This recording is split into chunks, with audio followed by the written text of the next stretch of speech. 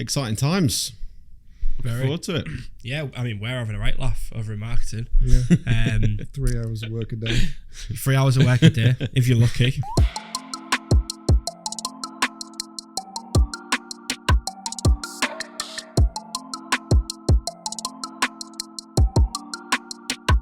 Welcome to the podcast, Rob Cavill and Bax Munderbar. Thank you. I thought you were going to slight me then. No, you're always welcome here, Bax. Cheers, mate. Unrecognisable. Absolutely, yeah. Do you want to just explain the thought process? For listeners, In case you didn't realise it was the same person. Everyone's so shocked to see me today. They, like Rob said, they don't think I'm the same person. You look so different. If you're listening, I've shaved what could loosely be termed a beard off of my face. But also, you know, I've been exercising a lot, losing a bit of weight. Looking trim. People didn't realise that the face was starting to lose a lot of that puppy fat under that beard. Is that why you've done it? To show off the chiselled features? Well, thank you, first of all. No, not really. No. I thought, maybe I'll shave it down.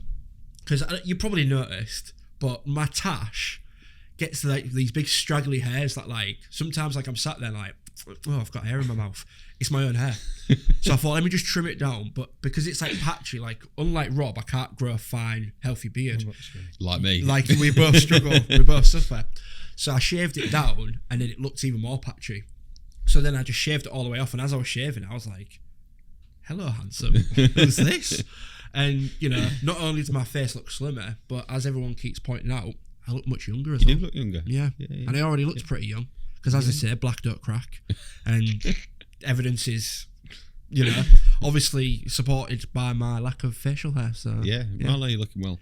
Cheers, mate. Thank you. It's good to see you in the office because that is the topic that we're going to discuss, or at least kick off with. So, if you remember back to those days, you remember that COVID thing we had?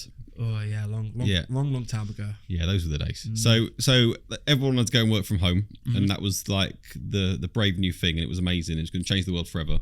And there's still, I reckon, a core on LinkedIn that still believe that working from home is the greatest thing ever, and that any business that doesn't do it fully are idiots. But from reading the news recent months actually, I think the tide has slowly turned and picked up pace. And I think it started with some of the big tech companies, likes of Google and Twitter. Elon Musk famously said it. And then there was an article in the Telegraph recently that basically said even, you know, employees, workers are starting to turn the tide as well in terms of working from home and probably not enjoying it as much as they were, and don't think it's good for them and the business as well. So just wanted to get a view from you two as to what's your thoughts working from home, good or bad. And You probably do it more than me. I don't know, you know. I do a day a month. A day a month? Yeah. he's calling it a day a month. I am calling that, mate. He is chatting. Might leave a bit early. Probably a bit more than a day a month, I reckon. No. Well, this is, by the way, this is our MD talking, so it's diminished. It was a day a week. Yeah, you were quite regular 2 years ago. Not anymore. Not anymore. Why? Not anymore. FOMO. FOMO? Yeah. Yeah. I think that's I know I sort of say it tongue in cheek, but I think it's a legitimate thing, is being outside of the working environment and the regular meetings you have with your team and your colleagues. There is a fear of missing out and not seeing something, or not hearing something. I agree. So that's probably what switched for me in the last 6 months, I would say, because we've got big stuff going on, which we can touch on in a bit. There's lots happening, big year for the business, and it feels wrong. Maybe that's with me being in a more senior position than others, that it feels wrong for me to be absent. So I'd be interested to see whether that's shared amongst the wider people and the people that are commenting on that puts together these news stories. But I think that it doesn't feel right if I'm not around when stuff's going down, as it were. Mm-hmm. Yeah, I understand that. So I've reduced it. I think that's fair. You're what, once a week, twice a week? What's that? Work from home. Once or twice a week. Yeah. I mean, I'm sort of, I'm not really sure where I sit with this. I think definitely, like, So with us, if we do work from home, so we all work from home on a Wednesday, so we tend to work from home on the same day. Okay. So just make sure that like At least shaking her head. quiet you. No, but generally we do say that we like Wednesday's the day that we know that we're all definitely going to work from home, and then if there's any other reason around that where we might need to work from home for whatever reason, childcare, whatever. I mean, these two haven't got kids, but then we will. But yeah, I appreciate that we do need to be around each other, especially the type of work that we do, which is quite creative and dynamic. It's useful to be able to jump back and forth, pop round to the other side of the desk, have a look at what's going on, and so on. What I do seem to notice is it's certain personality types that working from home seems to just sit better with. So obviously I sit next to finance, and they're pretty much always in all the time. And I often say to them, "Oh, why don't you work from home occasionally?" Blah blah blah, and they just don't seem that keen to do it. Whereas, you know, some of the more maybe techier people within the company, who arguably also maybe more introverted or more creative or whatever, it suits that scenario suits them better. Is that personality types or is that job role? Well, I would argue that your personality type dictates what job role you end up in, right? I wouldn't say that, you know, tech geeks, if I may, or programmers or whatever, tend to be the most extroverted individuals. Yeah, but neither are accountants. How many accountants do you know? That's a fair point. Yeah. That is actually an astonishingly fair point. Thank you. Do make one occasion. Yeah. Yeah, I don't know. I think, yeah, it's a tricky one. I definitely think that having days where people are expected to be in, for me personally, it just comes down to flexibility. Like high trust and flexibility. The whole working from home thing, like if you need to, sure. I don't necessarily think it needs to be a selling point. I think the flexibility is the selling point, and you know, things being more hybrid, because then really I think you get more out of your employees if you give them that flexibility and that trust. Yeah. Do you think it's the fully remote that's the problem? Because a day working from home it can be quite useful. I find it useful. Lock yourself away, churn through emails, write a board report, all that sort of stuff. But when you can't get in a room when you need to get in a room, that's really frustrating. That's a challenge for me as an employer. So Bax touched on something that I think sums it up perfectly, which is trust and flexibility, or high trust and flexibility, I think he said. I'll come back to that in a sec because that's key for me. Now, fully remote isn't really a trust thing. It's a cultural fit, integration, collaboration thing. So my brother-in-law works remotely entirely for a company based in London, and he's in the north, and I think he would openly admit that it is a challenge when it comes to feeling part of a team. A friend of mine who I meet every couple of weeks does the same, and I just can't think what life's like. It doesn't sound right to me that he will get up, stick his joggers on, stick his laptop on, and sit in front of a computer all day, and the only interaction is with the camera and somebody's face on the screen. I genuinely don't think that's good for neither the individual nor the business.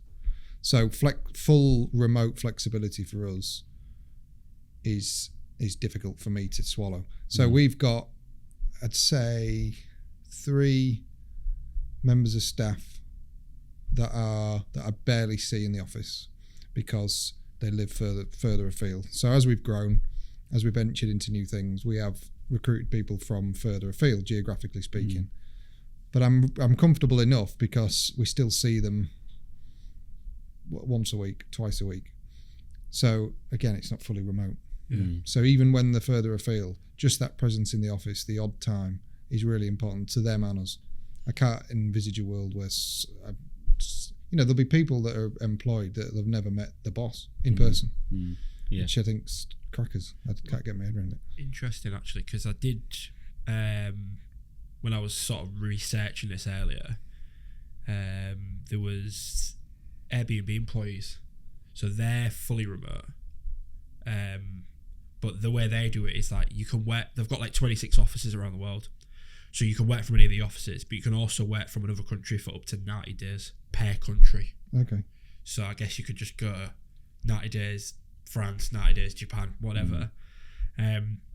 They claim that their employees are happier. The revenue growth has been strong. Attrition is close to an all-time low.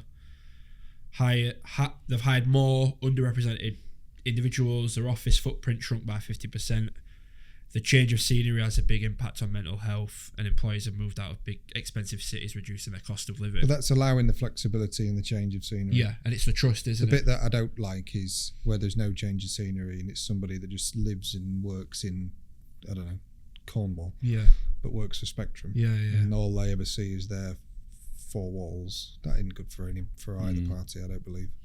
No, I agree. Although there are exceptions in the business. I think actually I've got one in my team who is remote pretty much 95% of the time and does a fantastic job. But that's the one exception that I know you were talking about. Yeah, exception to every rule. But that comes back to trust and flexibility. Yeah. So for those that are not entirely 100% remote, which I think largely doesn't work, with the rest of the team, and you two are an example where I'm your line manager and I don't know whether you're in, out or whatever, because I have ultimate trust that you'll deliver on what you're there to deliver. And you then know in return that you've got the full flexibility to be at home or be in the office as you see fit, because I trust you implicitly. So, and I think we do the wider team. What we have to remember is, and what I explained to the team at our recent annual staff meeting, is somebody asked me the question, what is our policy on working from home? And it's a relatively vague one in that it's not written anywhere. It is a trusting and flexible policy whereby we must put the needs of the business first. And so if your role dictates that you need to be in, such as the need to, and it's not just what's in your job description, it could be the need to collaborate, the need for the marketing guys to get their heads together physically. So the business needs must come first. But then after that, I trust the managers, the management team, to manage their staff in a way that allows them the flexibility to what we take is an office first approach. So office first is a tagline I pinched from Oliver Yonchev, who was on one of our earlier podcasts, and I thought, yeah, that's exactly us, office first. In an ideal world, I'd see all of you all the time, but I recognise that's impractical, and it'd be hypocritical because I'm not here all the time. So it'd be hypocritical of me to not allow staff to work from home when it suits their needs in their personal lives, such as childcare, as you mentioned, or taking a parcel or whatever it might be, the gas man's coming round. So it'd be hypocritical for me not to allow that. But we are office first with flexibility where we can. And people respect that and they get it and they like it. And they've been working on this because this topic is a couple of years old, really. And so our gang have been working under this office first approach for that couple of years, and not hearing any complaints, not hearing any criticisms that were, overbearing in any way or inflexible in any way. I think it's been taken well. I think where that comes into its own is with new starters. Because if I look at the one exception in my team, he's been doing his job through various forms for 20 years. Yeah. He's brilliant at it, and I trust him, and I know that he just knows what to do, and he just gets on with it. I think when you get new starters in that are new to the business, new to the industry, have a learning journey to go through, to do that remotely is difficult, nigh on impossible. Yeah. And I think that's been a lesson That's for the me. cultural fit bit, because you've got to be spectrumized to some extent. And that doesn't mean that everyone in Spectrum is a clone of me or anything like that, or they're all the same. We're wildly different. All 75 of us are different in our own ways. But we've all got one thing in common, and that's we're sort of spectrumized, which isn't a brainwashing thing at all. It is just part of the culture. We get one another. We understand what is important to us, our values, our ways of working. More recently, our vision, our mission, what we're here for. But you can't, as a new starter, you're not getting that if from day one you're working from home. No, it's culture, but it's also you learn partly through structured learning, but partly just through osmosis. Don't you? Just hearing that conversation in the back behind you and being called into a meeting 5 minutes before it starts, just because the people think it'll be valuable to you. You don't get that if you're working from home. Hi guys, just jumping in, I want to talk about one of the services we offer, which is robotic process automation, also known as RPA. that is software that replicates human behavior. So if you've got people downloading spreadsheets, attaching them to emails, going on portals, downloading information, moving data around, all that stuff is perfect for a robot. So if that's interesting, get in touch. Let's have a chat. Let's see if we can help. Enough from me. Back to the conversation. Yeah, and it's like stuff that you don't even know that you need to learn or want to learn. Like you just start to pick up these habits and you go, oh yeah, like that's really useful. I've never really looked at it from that perspective, you know. And if you sat on a desk with people, then you're going to be chatting, right? Whereas if you're at home, you're only really chatting if it's to do with the work that you're doing. Yeah. So you're not having those social sort of moments and building those bonds. I bet you that if we didn't have a meeting in the diary, and we have fixed meetings in the diary once a week, but in between those fixed meetings, I bet you anything, if you walk to my office on any other day and say, how are you getting on? I'll say, oh, I've got a minute. Yeah. Whilst you're shut the door. Yeah. And we'll have a 20-minute chat about something from which we'll take next actions, and there'll be something to do. Yeah, absolutely. I'm categorically not getting that. Yeah. So the presence of people wandering about, I don't mean wandering about aimlessly, but just that presence, bumping into you, oh, can I catch up with you later? I want to talk to you. Yeah. You're not getting that. Because if you work from home and you'll have a fixed meeting once a week, you go through the 10 things on that list. Yeah. See you next week. It's very transactional. It is transactional. That's right. Yeah. What was I going to say? So last question on this then. So if you took all of the businesses that have kept the remote working policies that they probably put in place 2 years, and you compared that, use that as a sample against everybody else that's probably moving more towards an office first approach, do you think over the long term performance will be impacted or not? It's hard to say, isn't it? Because to a degree, I mean, it's like the whole LinkedIn crowd and everything. Like, LinkedIn's cool and everything, but there is this virtue signal sort of element. And these people who want to be like, I'm the world's best boss or CEO. You know, I don't know, everyone in my company gets paid the same amount or blah blah blah. Yeah, that's bullshit. As though like, all right, it sounds like a great idea. I mean, I dealt with anything like that, but like you only have to think it through a little bit and think, well, does that actually take away from the motivation? Whatever. And we see it, you know, with, you know, other stuff that I don't know if I go into it, but it's like everyone wanted to be like look, we all want to be a safe place for like neurodivergent people and all these sorts of things, but it becomes like this, I think you said earlier, like a box ticking thing where everyone's got something to prove. Is it really genuine and is it all really practical? And it seems like it's all just too much all at once, like all this radical change. And what you see now is loads of radical change.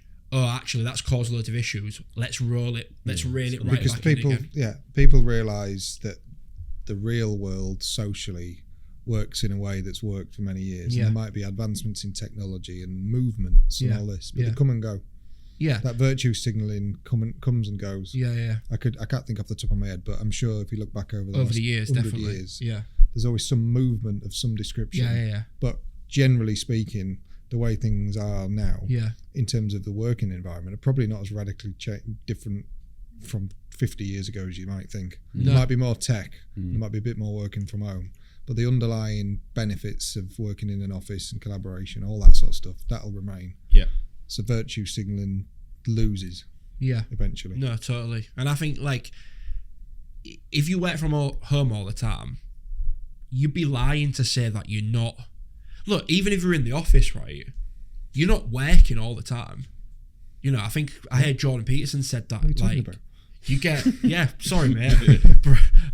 Bit of a blur for you there, mate, but I thought, I'm whistleblowing. I'm on a whistleblowing thing today. Yeah.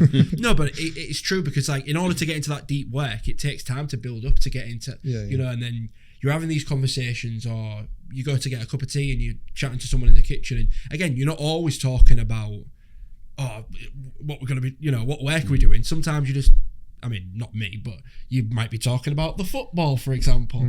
You know, when I see the misters talking about the football, I turn around.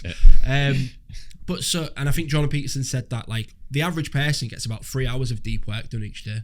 But he said, but the thing is, you need all that other time and space around in order to get those 3 hours. Yeah. And I think, are you going to get deep work done at home? Yeah.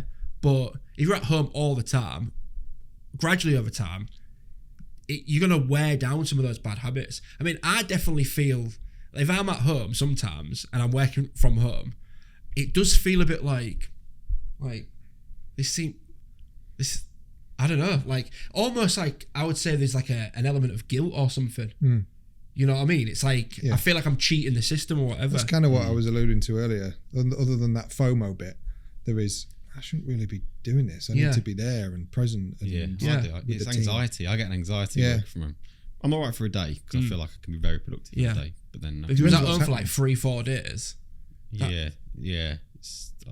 I'm not in a good place. I get definite FOMO. Yeah. What conversations are happening that I should be part of? Yeah, they're talking about me. Yeah, exactly. Anyway, enough of my insecurities. So you touched on something that I wanted to bring up actually, which was you've recently, I suppose we actually as a business and as a board and as you as a leader have been through a process of defining our vision and strategy for the next 5 years of the business. Yes. Well, do you want to just give us a bit of the watchers, listeners, a bit of a background as to where that came from, and I guess be good to get your view on how that was as an experience. Good. Bad. So going back to my previous role in a previous employer, we underwent a lot of training, management training, and it became clear that the company lacked a clear vision. And the clear vision was for the benefit of two parties. One was the owners and one was all the workforce, because the team, the staff, inevitably and naturally like to know why they're here, what the company's here for, where the company's heading, and where they play a part. Now, I've held off for 4 years from implementing our vision because the shareholders of this business probably needed to give me a steer on what they wanted. And so it's been a battle to try and get our group of shareholders that range in age from probably myself up to sort of twice my age on the same page with our agendas of what we wanted to do. I managed to sort of nail that down in the last couple of months, and that's led me to finally be able to launch the vision. So what I've done is we've translated the shareholders' sort of wishes and aims into what we need to do in order to achieve that. And so working as a board, we came up with a vision. We came up with a mission that underpins that. The vision is I can't remember the definition. It was sort of an idealistic state. I think I caught it. Our vision to create. Well, I know what the vision is. I just didn't know the definition. The definition. As in, what would a company class its vision? And it's an idealistic state of the future. I'll put our closer. No, sorry. So we had to set something that's idealistic, that sounds a bit grand and quite fluffy in a way. But underpinning that is a mission. So, okay, well, what are we actually going to look like? What we're going to physically do? And then underneath that, 5 drivers, i.e. these are the things that we need to physically put in place over the next 5 years in order to achieve our mission and therefore achieve our vision. And if we do all that, then we'll have. I mean, we're a profit-making business, we're a commercial business, so the financial status of the business, the sustainable financial profitable growth will have been achieved as well. So everybody wins, and more importantly, all the team know where they stand and what role they play in all that. So the 5 drivers are the things that underpin it all. One is an elite team. Now, you might argue some of this goes without saying. So I then explain what I mean by an elite team in a bit more detail, because all I've done really for the last 4 years is try and mould an elite team from the top down. And that means patience with recruitment and recruiting nothing but quality, rigor when it comes to making really difficult decisions about people that aren't elite. And so that whole piece of work that we've been doing, that's almost a never-ending thing, is all to do with building an elite team. And we've got that amongst our board of directors, I believe, and the senior managers, and increasingly so, the senior managers have rolled that ethos out over the last 4 years into their teams. And so the talent we've got is, it's immeasurably better than it was 4 or 5 years ago. So that needs to continue, basically. So in order to achieve our vision, we need that elite team. Secondly, we need an advanced infrastructure. So we're brilliant at automating businesses' processes and making them more efficient, and automating mundane tasks. We're great at doing that for our customers, but it's that, I think they call it cobbler syndrome, where the cobbler's shoes are broken and he hasn't had time to fix his own. So we've got to look inwards a bit more. So part of that has been bringing our IT in-house and recruiting strategically within the IT team in order to deliver internal projects.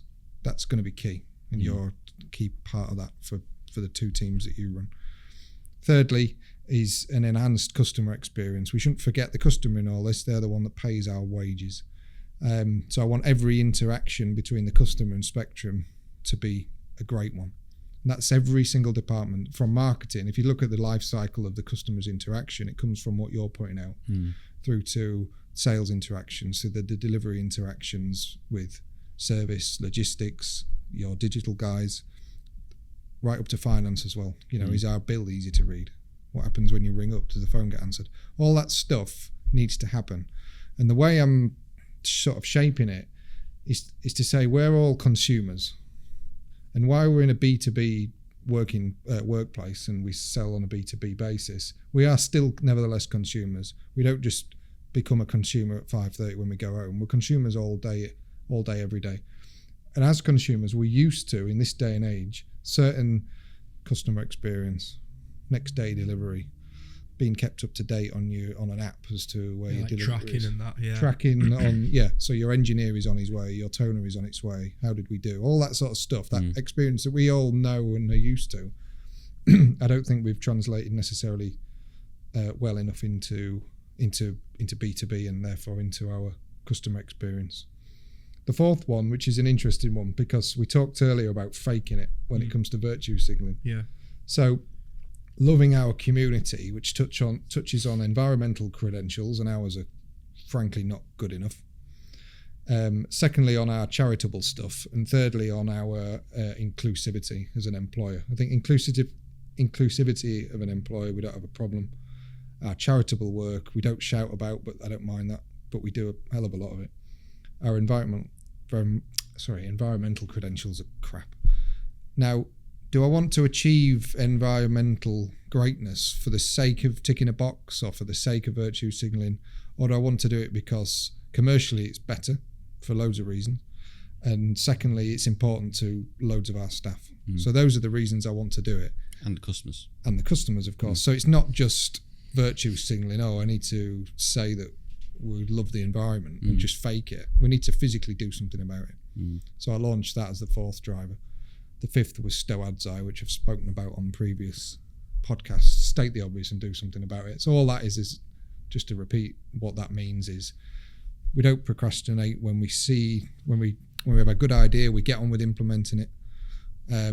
We don't delay when it comes to making decisions. We analyse risk, but we make firm decisions, and we have a hell of a lot of rigour in what we do. So state the obvious and do something about it. So those 5 things, again, there's loads behind them, because on the face of it, they might seem a bit obvious. But I guess by definition of TWT, not all businesses are doing them first 4 things. Yeah. They're Agreed. recruiting just, I don't know, the best of a bad bunch, for instance. Yeah.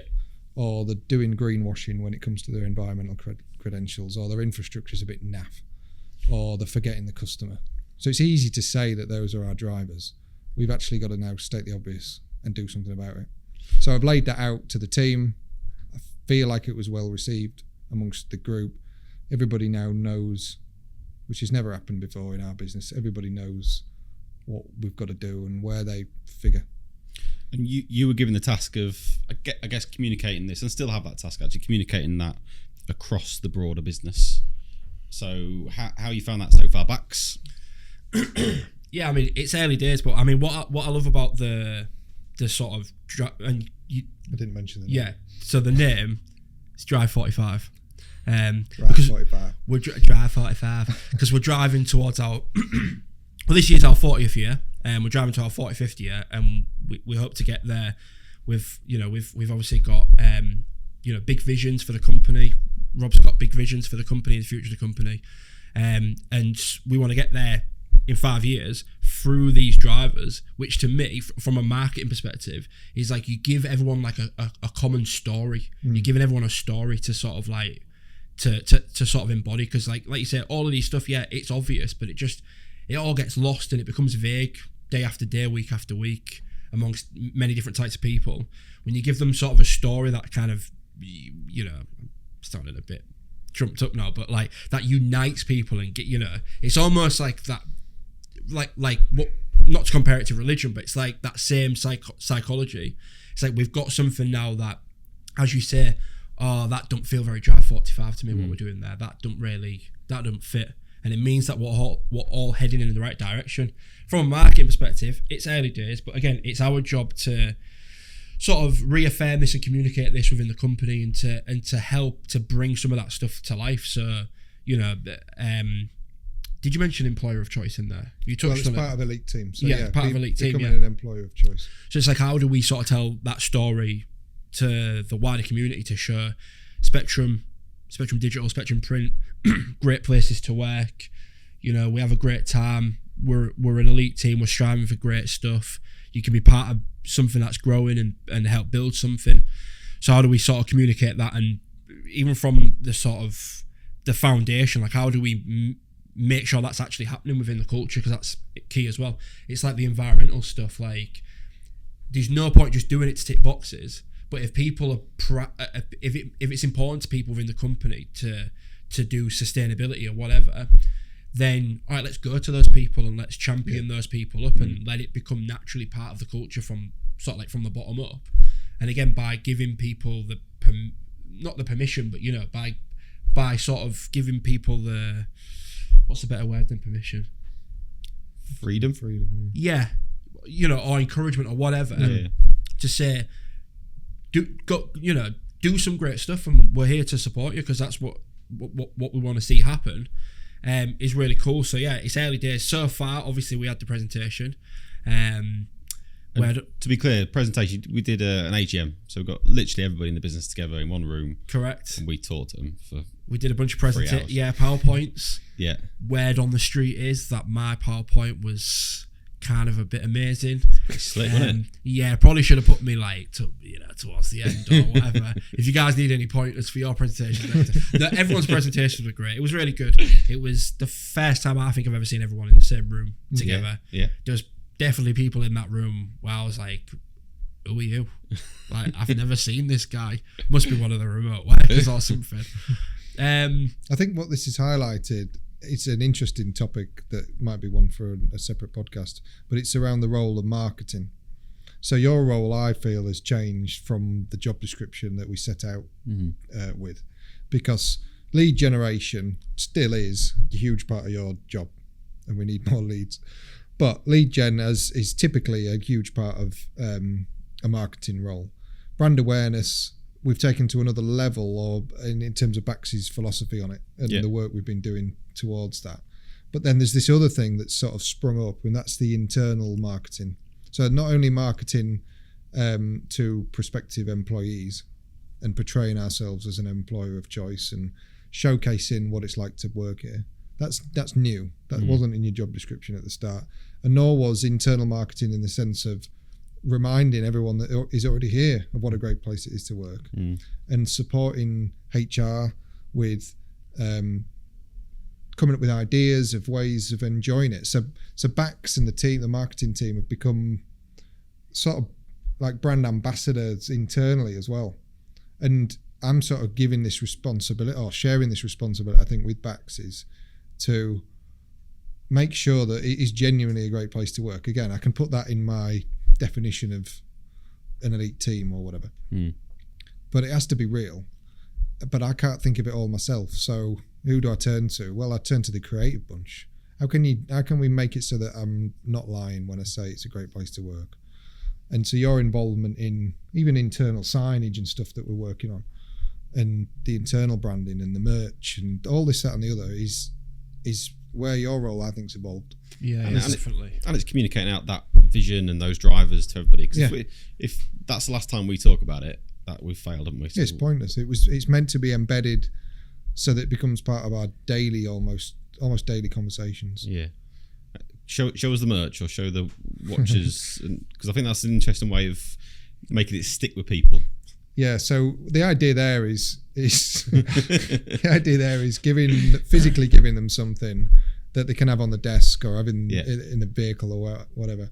That is a reminder and a reference point for them to look back at. Not if I tested the staff now and did a survey that needed an instant result, tell me the 5 drivers or regurgitate the vision, most would fail. I'm not deluded. However, because we only launched it 10 days ago, but however, I think over the course of time it will be embedded. I think it will. That's the I think plan, and part of that was just a little gesture, but physical sort of. No, I think you're right. It definitely will. I mean, even in these past 10 days, like I've had a few meetings with different people that are all asking, can we get Drive 45 up on those monitors? So it's like reminding people the STWT thing, which even you yourself have said, it's just like my little daft little saying or whatever. Everyone says it, and like I knew something was wrong when I was at home saying it to like Emmy and the kids. And I thought, that's it, mate. He's in my head rent free now. I'm out here just like STWT left, right, and centre. But no, I think it's key, and I think that's what I respect about the way you view marketing and yourself as well. Is that you see, I am blowing a bit of smoke. You want a bit of smoke? Yeah, present those asses.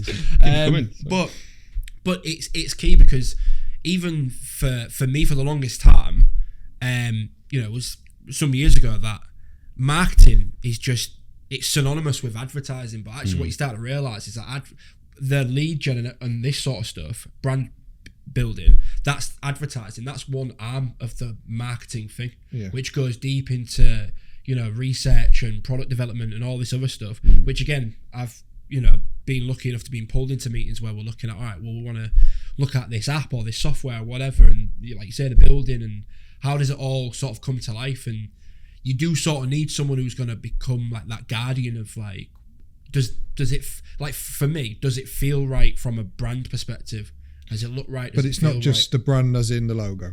Because that's what businesses will do, I think. Yeah. They'll say, I'll protect the brand. What you mean, just the little logo? No. The brand is everything. Yeah, it's the essence. And this is where it's weirdly just naturally evolved for backs. And I hope you're enjoying it because it is wider than what you first signed up for. No, it's good. It's put you in a more important position, really, because it's like underpinning the essence of everything we're trying to do. Yeah, absolutely. But we still have the skeptics and the people that look at what marketing up to, and that's where lead gen, well, it always boils back to lead gen for a lot of people, and I understand why. Because if commercially, this is where I'd love to get to, and I've said this to you, if commercially we can get to a situation where lead gen, the lead gen work you're doing is generating enough revenue in order to fund the wider marketing activity, then all the brand building stuff, all the internal marketing, all the employer of choice work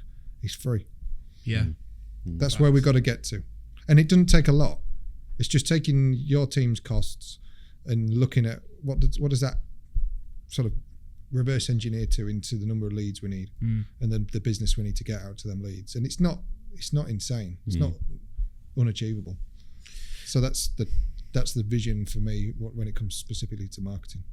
I think just going back to the vision strategy that you put together, I think one of the things that's brilliant about it is it gives the business focus. And I think lots of businesses are guilty of not having focus, and it's a case of throwing a lot of shit at a wall and seeing what sticks. And for me, that's bad strategy. Good strategy is about choosing what not to do and making some conscious decisions to say, that's a great idea and that's a great idea, but we're not going to do them.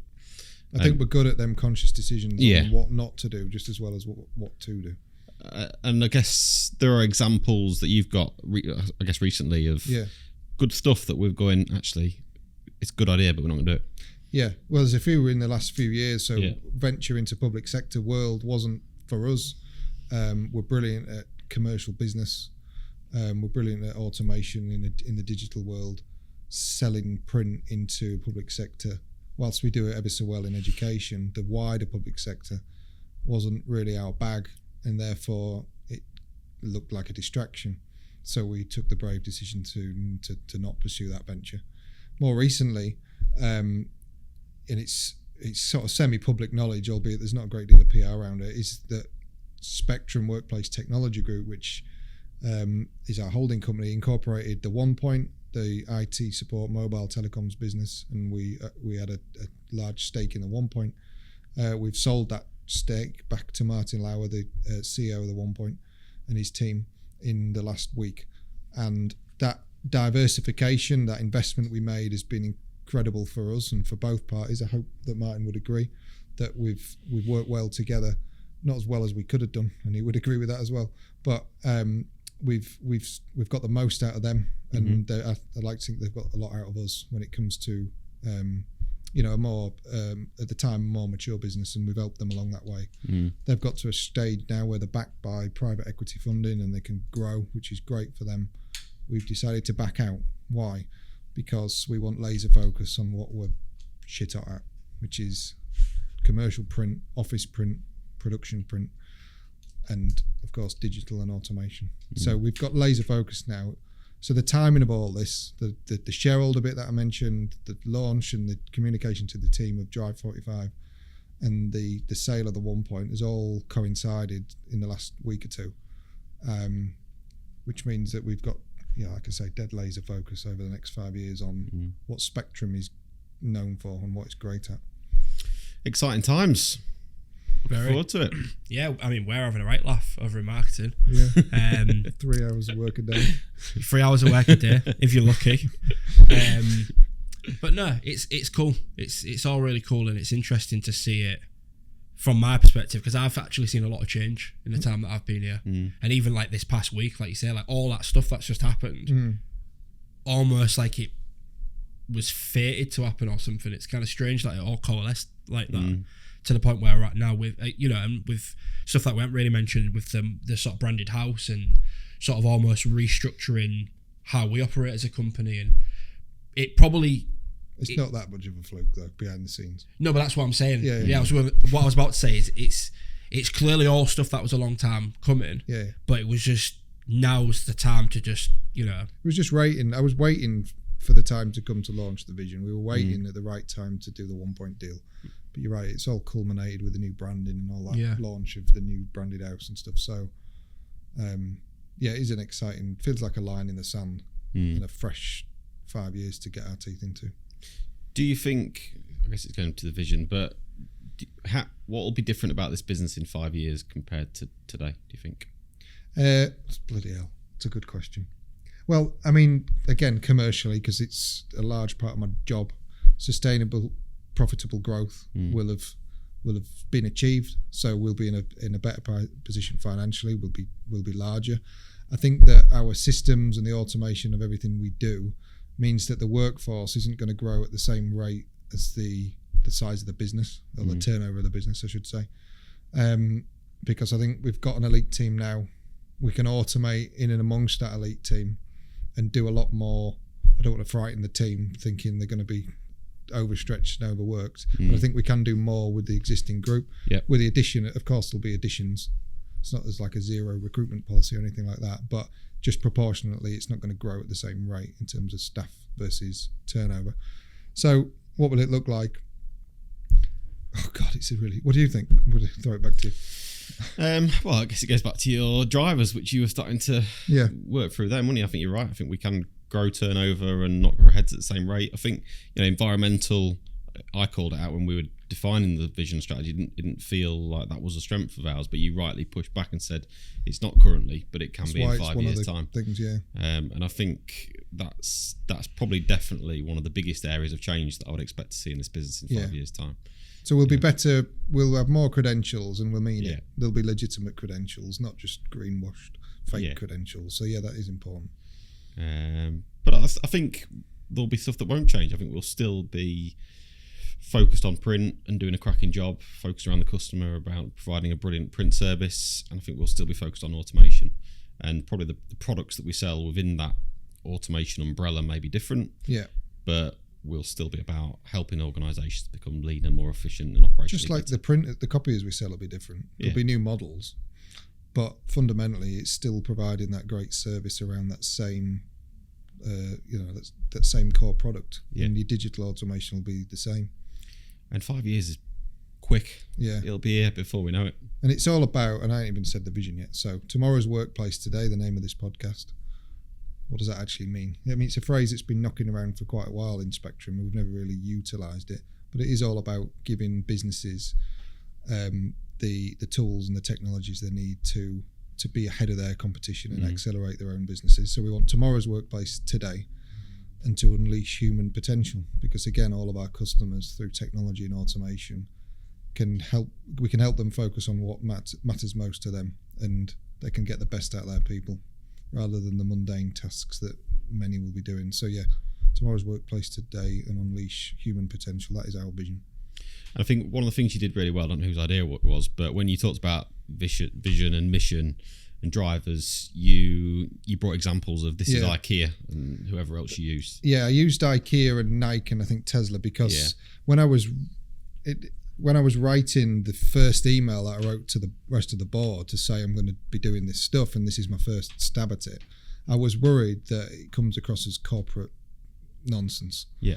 And so I wanted to just explain that these other corporate giants that are incredibly great at what they do this for certain reasons, and here's their example of their vision, which is idealistic state of the future, and here's their mission, which is a bit more detail.